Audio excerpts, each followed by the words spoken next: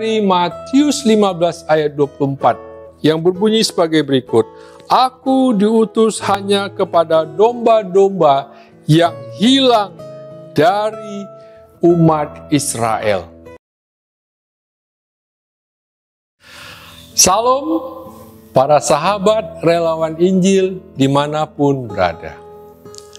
Pernahkah sahabat mendengar suatu pernyataan yang mengatakan bahwa Yesus diutus hanya untuk Bani Israel? Pernah? Ayat kitab suci Injil yang sering dikutip diambil dari Matius 15 ayat 24 yang berbunyi sebagai berikut. Aku diutus hanya kepada domba-domba yang hilang dari umat Israel. Sahabat, kalau hanya dibaca satu ayat ini saja, benar pernyataan dari orang yang mengatakan bahwa Yesus diutus hanya untuk Bani Israel. Kalau dibaca hanya satu ayat ini saja. Namun, tahukah sahabat, dalam memahami ayat-ayat yang terdapat dalam kitab suci Injil, kita tidak hanya cukup membaca satu ayat saja, kemudian kita langsung mengambil kesimpulan tanpa membaca ayat-ayat sebelumnya dan ayat-ayat sesudahnya. Tetapi sahabat, kita perlu membaca ayat-ayat sebelumnya dan juga ayat-ayat sesudahnya. Bahkan, jika perlu sahabat, untuk menghindari agar kita tidak terjadi gagal paham, kita harus membaca mulai dari ayat yang pertama dari perikop itu. Kenapa? Karena ayat-ayat yang terdapat di dalam kitab suci Injil ini, sahabat, kebanyakan dalam bentuk cerita yang terurut. Mulai dari ayat yang pertama yang terdapat di awal perikop itu. Kalau dibaca dari ayat 21 yang menjadi ayat yang pertama dalam perikop ini, sahabat, sampai kepada ayat 28, kita dapat memahami pesan apa yang disampaikan oleh ayat-ayat yang terdapat dalam perikop ini. Perkataan Yesus, "Aku diutus hanya kepada domba-domba yang hilang dari umat Israel," yang terdapat di dalam ayat 24 dari Matius 15 ini, sahabat, itu adalah kata-kata ujian iman kepada ibu yang bukan orang Israel. Bahkan untuk menguji iman si ibu yang bukan orang Israel itu, Yesus sampai-sampai mengucapkan kata-kata dengan perumpamaan seperti yang tertulis di ayat 26. Tidak patut mengambil roti yang disediakan bagi anak-anak dan melemparkannya kepada anjing.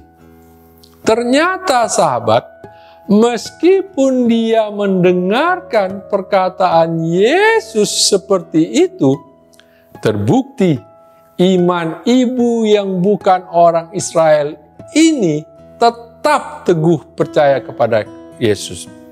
Akhirnya, setelah kepercayaannya teruji dan terbukti tetap teguh, Yesus langsung menyembuhkan anaknya yang bukan orang Israel itu.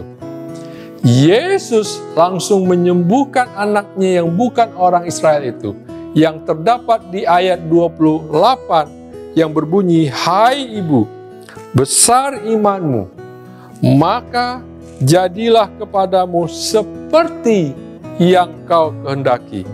Dan seketika itu juga anak anaknya sembuh.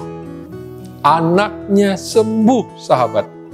Jadi, ini membuktikan Yesus bukan hanya melayani untuk orang Israel saja, tapi juga untuk orang-orang yang bukan Israel. Dalam kitab suci yang terdapat di dalam Lukas 24 ayat 47, sahabat, sangat jelas memberi keterangan kepada kita sebagai pembaca yang berbunyi sebagai berikut. Berita tentang pertobatan dan pengampunan dosa harus disampaikan kepada segala bangsa, mulai dari Yerusalem. Mulai dari Yerusalem. Saya ulang kembali, harus disampaikan kepada segala bangsa, mulai dari Yerusalem.